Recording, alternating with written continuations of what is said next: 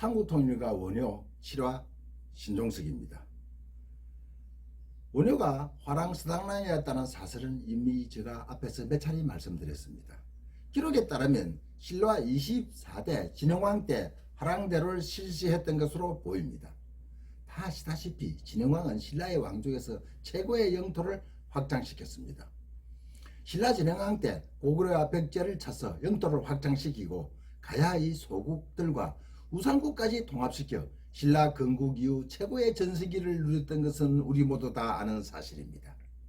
이제부터 고구려나 백제를 침공하는 것이 목적이 아니라 지금까지 빼앗아 놓았던 영토를 지키는 것이 또한 큰 문제였던 것입니다. 그리고 영토가 커지면서 백성의 수도 엄청나게 늘어나 변화와 개혁이 필요했던 것으로 보입니다. 그래서 훌륭한 인재들이 많이 필요했고 인재 양성 교육기관이 필요했던 것 같습니다. 그리하여 화랑제도를 실시했던 것으로 모두들 추정하고 있습니다. 삼국유사의 기록에 따르면 무리를 뽑아서 그들에게 호재와 충신을 가르쳐 나라를 다스리는 대어로 삼았다라고 기록되어 있고, 삼국사기에는 처음에 임금과 대신들이 우수한 인재를 잘 알아보지 못해 인재 선발에 어려움이 있었는데 그 방법으로 여러 사람들을 끼리끼리 모이고 때를 지어 놀게 하여 그들의 행실을 보고 조정해서 뽑아 쓰려고 했다고 기록되어 있습니다. 말하자면 어린 나이에 여러 귀족 자제들을 한 수련원에 모아놓고 훈련과 교육을 시킨 다음 그 중에서 우수한 인재를 선발하여 관직에 임명했던 것 같습니다. 화랑하면 빼놓을 수 없는 것이 원강법사의 세속보계라고 우리는 학교 다닐 때 배웠습니다. 사군이충, 충성으로서 임금을 섬긴다. 사친이효, 효로서 부모를 섬긴다. 교우이신, 믿음으로서 벗을 사귄다. 임전무태, 싸움에서는 물러섬이 없다. 살생유택, 살아있는 것을 죽일 때에는 가려 죽인다. 김부식이 삼국사기를 쓸 때 8세기 초 통일신라시대 대학자 김대문이 쓴 화랑세계를 보고 화랑에 대한 기록을 정리했던 것으로 보입니다. 그 화랑세계에는 어린 재상과 충성스러운 신하 그리고 뛰어난 장수와 용감한 병사들이 화랑제도에 의해서 배출되었다고 기록되어 있었던 것입니다. 9세기 말 진성여왕 때 쓴 고운채춘 선생의 낭랑비서문에서는 화랑은 세 가지 가르침을 실천 목표로 하였으며 부모에게 효도하고 나라에 충성하며 악을 배격하여 선한 일은 반드시 실천했다고 기록되어 있습니다. 다시 말씀드리면 유, 불, 선, 삼교의 가르침을 받았던 당나라 기록 신라국기에는 신라의 화랑은 귀족들의 자제들로 아름다운 사람을 가려 뽑아서 얼굴에 불을 곱게 단장하고 화랑이라 이름하고는 나라 사람들이 모두 존경하여 섬긴다고 기록되어 있습니다.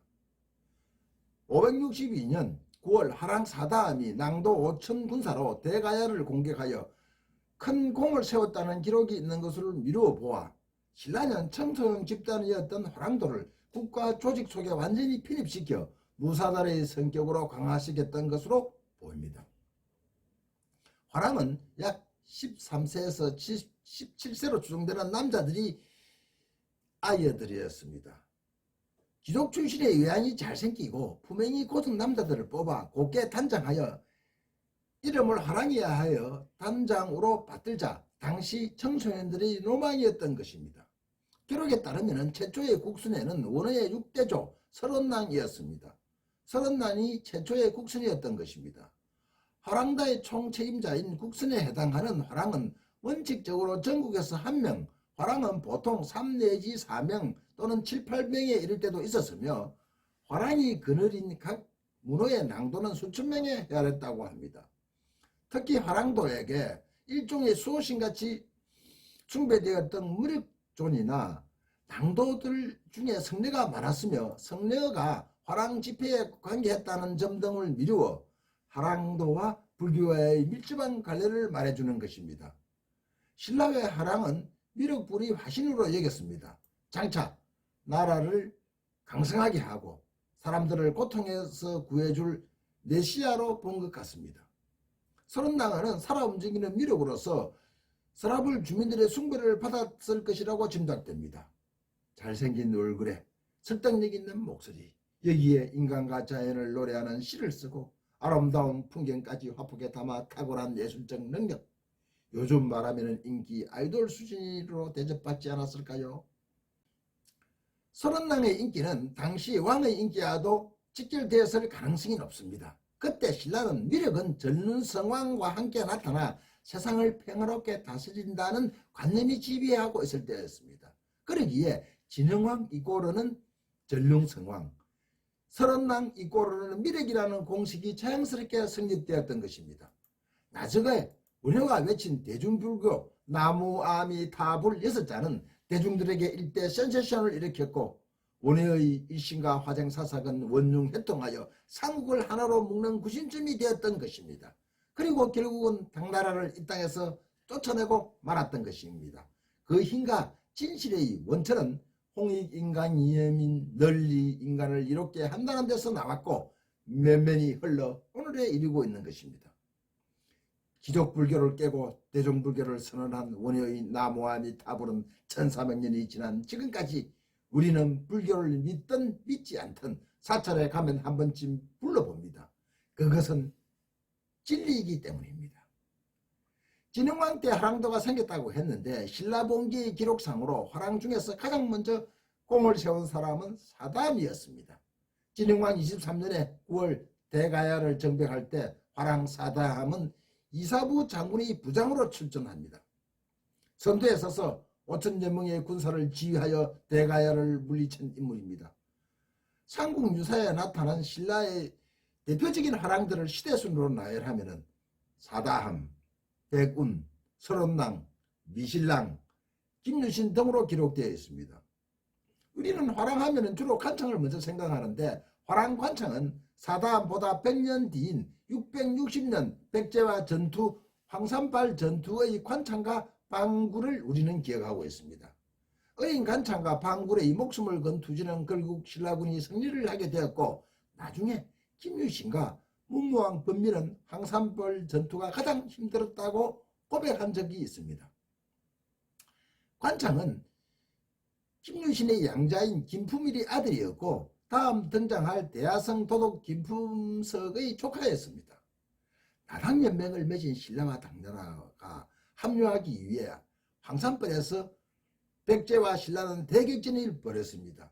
당시 신라는 5만의 군사로 백제 계백장군 5천의 길사대에 무척 고전을 하고 있었다고 합니다.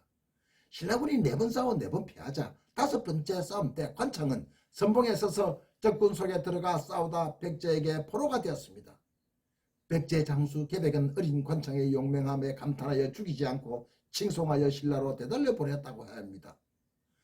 그러나 다시 적진에 돌견하여 용감에 싸우다 다시 힘이 빠져 포로가 되었습니다. 계백은 2번이나 관창을 풀어주었다고 합니다.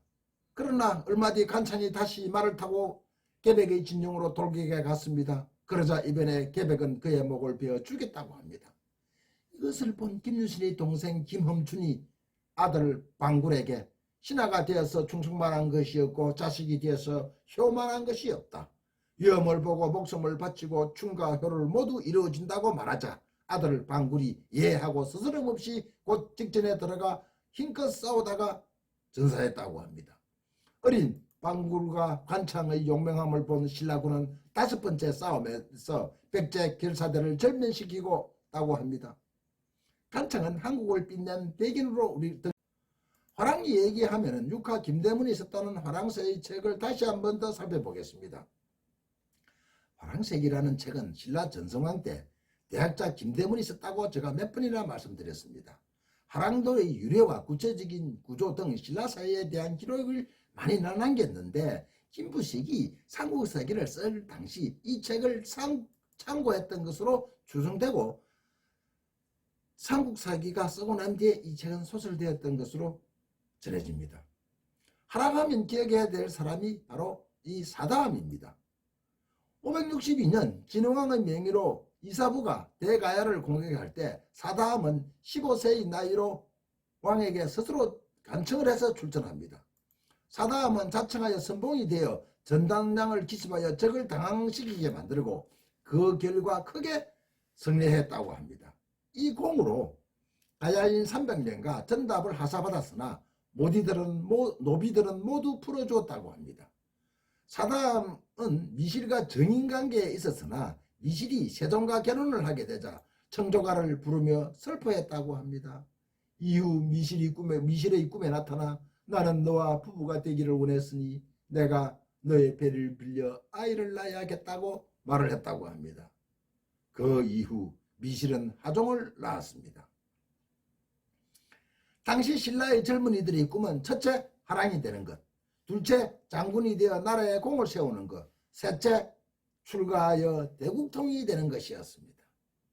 여기서 삼국유사 어상전에 기록된 화랑가를 다시 한 번 더 소개시켜 드리겠습니다. 어와 우리는 서랍을 사나이, 서랍을 있으니 우리가 있고 우리가 있으니 서랍을 있네. 어와 우리는 서랍을 사나이, 살아도 서랍을 죽어도 서랍을 칼 위에 대적이 없네. 양산 부리에 흰말이 우니 한배 밝은 님 우리 앞에 오시고 깊은 숲 속에서 흰닭이 우니 알지 할배금 우리님 오셨네. 어화 우리는 서랍을 사나이. 감사합니다. 삼국통일가 원효 8화에서는 이제 원화의 출가부터 시작됩니다.